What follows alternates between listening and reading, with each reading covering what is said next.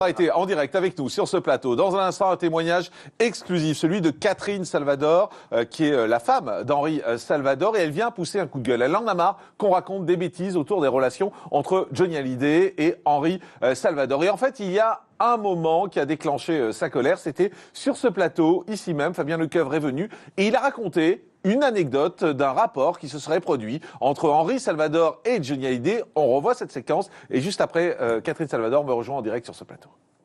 C'est-à-dire qu'il avait commencé avec des pétitions, une célèbre pétition qui était menée par les amis de Boris Vian, Henri Salvador et tous ses complices de l'époque, puisque quand il s'est produit pour la première fois sur la scène de l'Alhambra à Paris, on est en septembre 1960, à ce moment-là, il y a toute une chanson française qui est déjà en place, et bien en place, qui n'admettent pas cette nouvelle vague, cette jeunesse qui arrive avec une nouvelle forme d'expression, qui est le rock'n'roll. Et à ce moment-là, ils s'opposent, et ils font même une pétition qu'ils font tourner dans ce métier.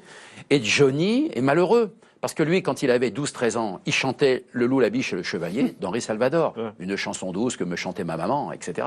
Et pour lui, que son idole signe une pétition contre lui, c'était affligeant. Henri Salvador vient voir Raymond DeVos, qui est la star de l'Alhambra à ce moment-là, en septembre 60, dont Johnny fait la première partie, et un garçon qui se lève au moment où Johnny passe pour rire fort. Et on connaissait le rire d'Henri, évidemment. Et cette histoire m'a été aussi encore confirmée par Hugo Frey, qui était présent ce soir-là aussi dans la salle, et qui m'a dit il était très blessé que son idole, vous imaginez, psychologiquement, ce que ça représente.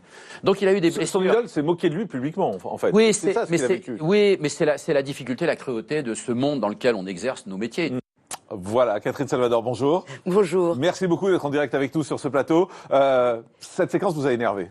C'est la goutte d'eau qui a fait déborder le vase, en fait, parce que ça fait 1 an que j'entends cette histoire. Elle a démarré au décès de Johnny. Et moi, quand Johnny est décédé, j'étais tellement mal. J'étais comme les fans. Ma peine était associée à celle des fans. Donc, je me suis tue pendant tout ce temps. Et je me suis dit, c'est pas grave, le temps va passer.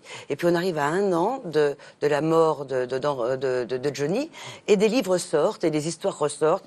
Et j'entends à nouveau cette histoire. Et je dis stop. Je dis stop parce que je travaille tous les jours sur la mémoire d'Henri. J'ai un devoir de mémoire vis-à-vis de l'homme que j'ai aimé, de cet homme solaire qu'il était. Et il faut savoir que cette histoire n'a pas existé, qu'Henri l'a très mal vécu, qu'il y a eu un procès. Il a très mal vécu la rumeur, c'est ça? La rumeur, voilà, il a très mal vécu parce qu'en fait, l'histoire, la vraie histoire, si je vous la raconte, c'est en 60, Raymond DeVos est sur scène à l'Alhambra, et en première partie, il y a Johnny Hallyday qui fait ses débuts. Donc vous imaginez bien qu'en 60, Henri Salvador est au top du top, que s'il s'était permis de dire quoi que ce soit, dans la presse le lendemain, on en aurait parlé. Il y aurait eu des traces partout. Partout. Et ça n'a pas été le cas. Et puis en 65, Johnny fait une interview dans France Dimanche où il raconte cette histoire-là. Et de ce jour-là, Henri reçoit des lettres d'insultes, de menaces, comme il a reçu d'ailleurs jusqu'à la fin de sa vie, parce qu'il n'était pas blanc, qu'il était de couleur, donc on a reçu des menaces de mort régulièrement. Et en 65, il reçoit beaucoup de lettres d'insultes, et on touche à son intégrité. Et là, il n'accepte pas. Donc ce qu'il va faire, il va porter plainte, et ça va se terminer devant les tribunaux, où il y a les témoins de Johnny, les témoins de Salvador, et de Vos, qui est là. De Vos qui demande d'ailleurs en sortant du tribunal, parce que c'est une grande bouffonnade, cette histoire-là, De Vos qui fait au juge à qui je demande mon cachet, parce qu'il est venu témoigner. Donc, et la presse est là. Pour le coup, la presse est là. Et donc, j'ai fait des recherches. Henri m'avait raconté l'histoire. Maintenant, je sais, avec la presse de l'époque, et avec les radios de l'époque, que Henri a gagné, que Johnny a été condamné à payer à l'époque, c'était 500 francs, je crois, que France Dimanche a été condamné également. Donc vraiment, il y a un problème. Les témoins... Mais qu'est-ce qui s'est passé, en fait, ce jour-là, dans la salle? Dans la salle, Henri aurait dit « sortez-le, sortez-le ». Oui, bien sûr. Mais la réalité, c'est quoi? Il s'est rien passé? Il s'est vraiment levé, comme le raconte Fabien Lecoeuvre, pour rire? Mais non. Vous savez, le problème, c'est on raconte une histoire à quelqu'un, à un dîner ou n'importe où, et puis la personne va répéter, et puis ça va répéter, et puis ça devient une histoire réelle qui n'a pas existé. Alors moi, j'ai les preuves. Donc il était bien dans la salle, Henri Salvador, c'est ça? Bien sûr, mais il était en spectateur, et il ne s'est rien passé. Voilà, et il y avait, à l'époque, en 60, c'était Lee Hallyday, le cousin de Hallyday, qui était le manager de Johnny. Et Lee était très embêté. On a des preuves aussi audio, sur les radios, où Lee dit, mais je suis vraiment très embêté parce que Henri m'a toujours parlé en bien Johnny m'a toujours parlé en bien de Henri, et Henri m'a toujours parlé en bien de Johnny. Surtout que tous les deux faisaient des émissions de télévision ensemble. Moi, j'ai plein d'archives avec Johnny et Henri. C'est assez surprenant. Et alors après, c'est repris aussi dans un livre qui est sorti en 2013 par Amanda Sters, où Johnny traite Henri de vieux con. Et moi, je veux pas qu'on insulte les morts, quoi. Je me permets pas d'insulter les gens décédés. Si je n'aime pas quelqu'un, je me tais et puis c'est tout, quoi. Mais pas vieux con. Alors, nous, ce matin, on a rappelé Fabien Lecoeuvre en lui disant, mais c'est quoi cette histoire que tu nous racontes? Et lui, il nous dit, mais non, mais je vous jure que c'est vrai, que cette histoire est vraie, que Hugo Frey confirme cette histoire. Enfin, lui, continue sur sa lancée. Alors, j'ai croisé Fabien, je lui ai dit, Fabien, on lui a envoyé les liens de l'INA, puisque c'est voyable sur le l'INA. Je lui dis, voilà, on t'envoie les liens, regarde-les, écoute-les, et tu nous diras.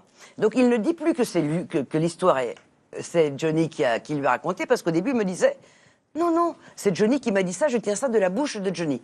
Il ne dit plus ça maintenant, il dit, non, maintenant, c'est Hugo Frey qui raconte ça.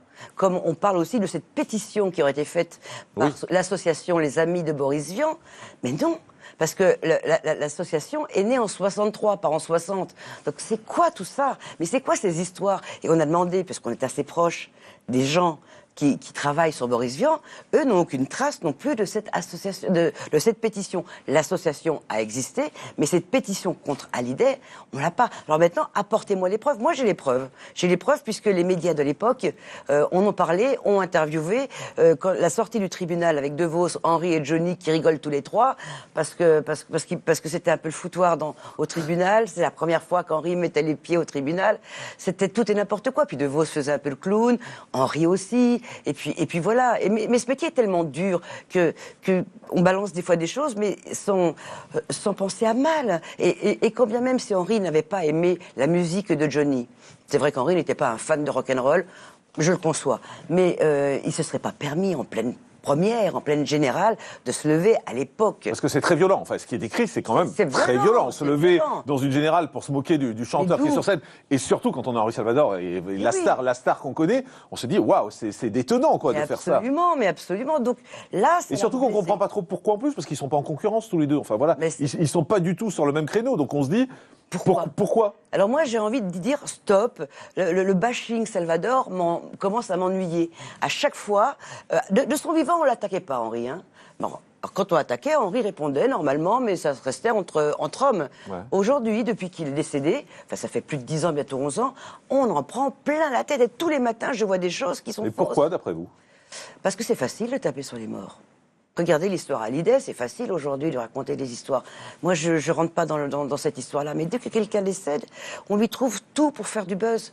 Alors moi, je dis stop, quoi. Le bashing, c'est trop dur. Moi, j'ai aimé cet homme et je l'aime profondément. Je travaille sur son œuvre actuellement et je continuerai jusqu'à la fin de ma vie. Mais en prendre plein la tête tous les jours sur des choses qui sont fausses. Je veux remettre les pendules à l'heure et non pas à leur place, comme disait Johnny. Je veux remettre les pendules à l'heure. Il faut arrêter. C'est Johnny, c'est Jean-Marie Perrier, c'est Le Frère. Il y a des émissions qui parlent de tout et de rien. J'ouvre ma maison aux journalistes pour leur donner les informations. Et puis derrière, on me tacle. Et je ne veux pas arrêter. Quand on connaît Henri, et tous ceux qui l'ont connu disent le plus grand bien d'Henri, parce que c'était un homme généreux, solaire, qui était un donneur, qui faisait attention à tout le monde.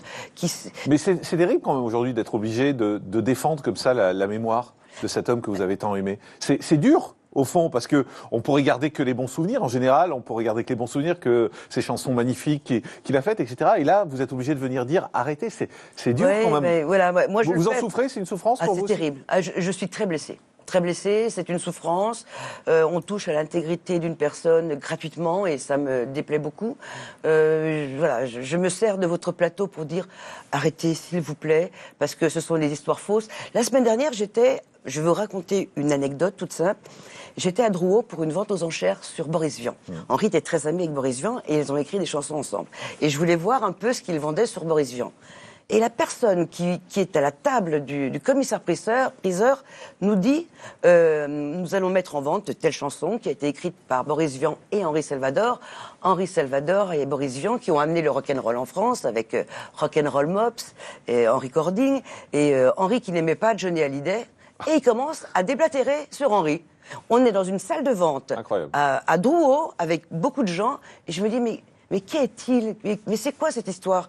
Et j'avais envie d'aller lui dire à la fin, mais il est parti.